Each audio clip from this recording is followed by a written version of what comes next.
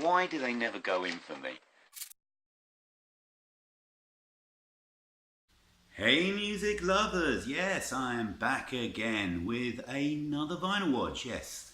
After a slight diversion with a couple of videos about indie and stuff, here we go with the vinyl watch.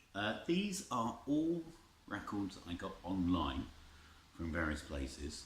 Now I'm going to break with my usual tradition of leaving the best till last, because it seems to me that most people will watch about 2 seconds of a video and then tune out. So I thought I'd do the best first from now on. So I'll pick a record that I think is the best one, if that's applicable in any batch that I show, and then talk about that one first. So definitely the star of this batch, and this is a short batch, small batch, is this one. So this is Levelers. This is their 2018 record, We the Collective. Now I actually got this when it came out, so this shows how much of a backlog I've got to show, because I ordered this when it pre-ordered this, so I got it when it came out 9 months ago, more. I don't suppose things really help because I took basically 6 months off.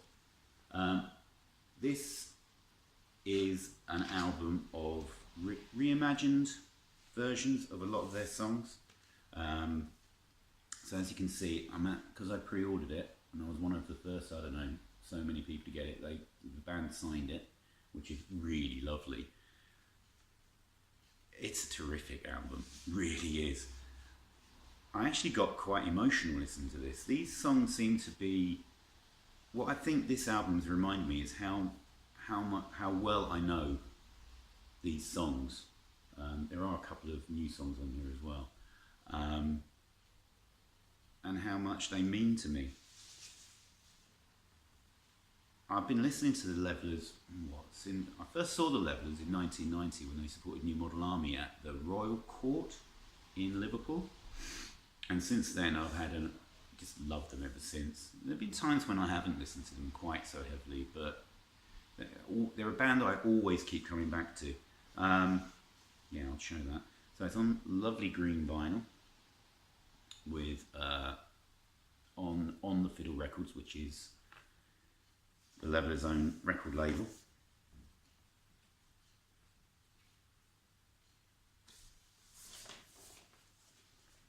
Produced by John Leckie. So this probably could have been, I probably should have shown this way earlier, when Dean, Grandma's Handbag, was doing it. I think he did the John Leckie, trying to get a John Leckie thread going.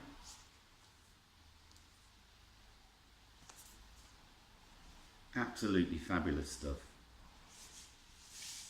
And I did fork out for the deluxe vinyl edition, which comes with an extra 12-inch We the Extras, whereas the album is called We the Collective,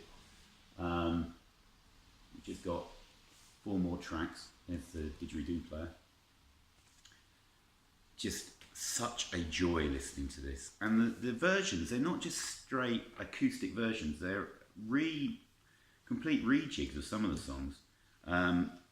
No electric, it's all acoustic. There's a lot of violins, well, a lot of strings. I think there's a string quartet on a lot of the tracks. Alternative instrumentation, rearrangements. Yeah, it's a fabulous record. So I loved listening to this. First Levelers album I bought on vinyl for, I was working this out, 25 years. So there we go, Levelers. Absolutely magnificent stuff. Yeah. Right, yeah, the rest of the records are usual mix of used stuff, all kinds of stuff. So one thing I'm trying to get hold of is a lot of this guy's records. I think I've got the first 6 at least now, and I've got a couple of others as well. So this is Robert Palmer, Double Fun. This is his 4th album, released in, oh come on, that's not one, hang on, released in 1978 on, it's got the Blue Island label there.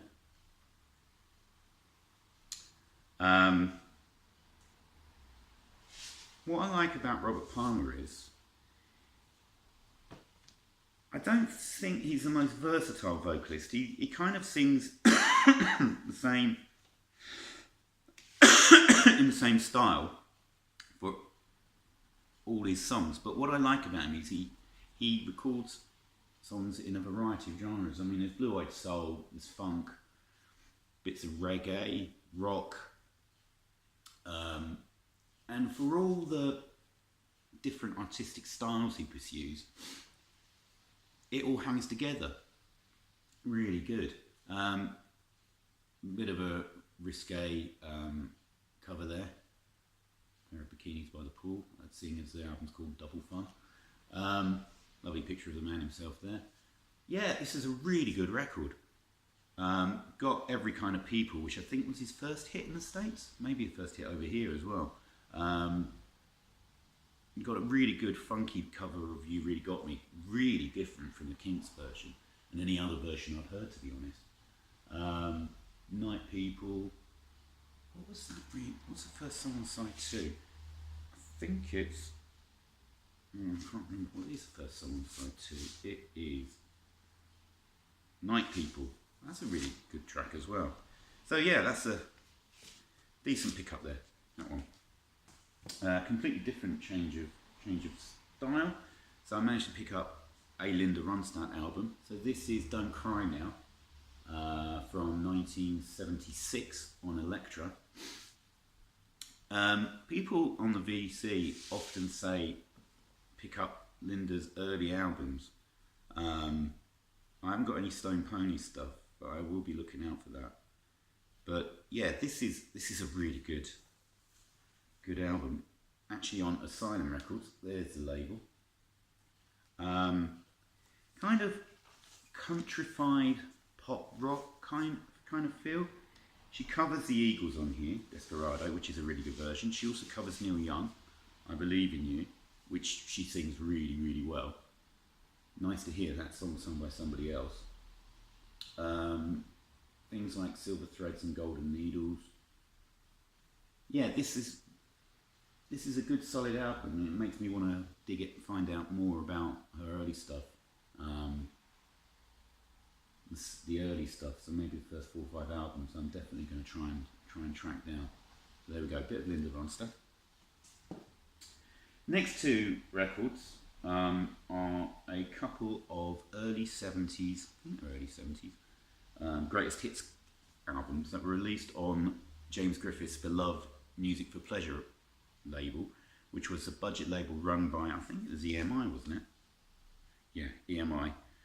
So the first one is Fire Brigade by The Move. What can I say about The Move? Brilliant pop band. Roy Wood, really, plus others. Terrific sort of psych pop, light psych, I don't know how you'd want to call this. Things like Flowers in the Rain. Oh, there's the police. Fire Brigade, Blackberry Way, which was #1 when I was born. And then you've got the slightly heavier stuff like Brontosaurus, Walk Upon the Water. So this is kind of a split between their really early singles and then sort of more stuff that was in the early 70s, I think, was recorded and released. Excellent stuff. Got the original Music for Pleasure sleeve, and this one has the red MFP label, which is that one.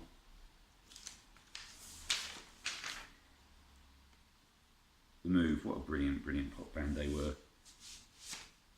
And the other one I got, because I've never had any of their stuff, seeing as I like Big Star, I had to get some kind of stuff by the Box Tops on vinyl. So here's the best of the Box Tops, again on MFP. Or The Letter, what a classic. I mean, I got this really for 2 tracks, The Letter and Neon Rainbow, but there are some really good cracking tracks on the yellow MFP this time. Yeah, I do love Big Star, so to finally have some Box Tops is great, and there's some brilliant tracks on here, things like Soul Deep, Not so sure about their cover of White Shade of Pale. You can't really top the original. What else have we got on here? Sweet Cream Ladies, that's a good song. Cry Like a Baby. So yeah, really good. Kind of not necessarily a manufactured band, but they were one of these bands that were originally a band called the DeVilles in Memphis, and then were taken over by a couple of producers who wrote all their songs, and sometimes they got session players in to play on the records, but a lot of the time, especially Letter and other songs, it was the original band that did play on them. So I was really happy to pick that up. Not the greatest nick, got a fair amount of surface noise, but it's still listenable, so I'm well chuffed to pick that up. And then just to round up this short selection, we're actually going to have a short video, I think, for a change. All the way into the 1990, and I picked this one up, which is The Chimes. Their only album, called The Chimes, released in 1990. When I put this on, now I thought that The Chimes were kind of a dance band, and when I put this on, the first track, Love So Tender, is an out-and-out soul song, and 80s, 90s soul isn't my favourite genre of music. I kind of turn off when I hear a lot of it. But then you get into Heaven, True Love, 1, 2, 3, and the B-sides, and you realise this is actually a pretty good album. The vocalist, what's her name? I can't remember what her name is now. Pauline Henry, fabulous voice on there. Most famous for their cover of I Still Haven't Found What I'm Looking For, which was a big hit in 1990, I think. As a whole, even though, let's get this right. So, 2 of the tracks were produced by Jazzy B and Nelly Hooper. I think they were True Love and 1, 2, 3. But the fingers of those 2 are all over this record. It's kind of that early 90s soul to soul sound that comes together on here, especially with the drum beats and stuff. But it's a terrific album. I really enjoyed listening to this. Yeah, good record. Oh, let's show the thing, you know. So we got a picture of Pauline Henry there, and the band for the lyric sheet, and then what was it actually released on? Released on CBS, but it's actually got a tasteful custom label. There we go. So yeah, short video there, which will please a lot of people that I don't go wittering on. Rounded off by The Chimes. Right, I'll be back again soon. I've got a whole wodge of records to show, as per usual, and I'll see you all soon. Cheers, VC, and cheers, everybody. Bye.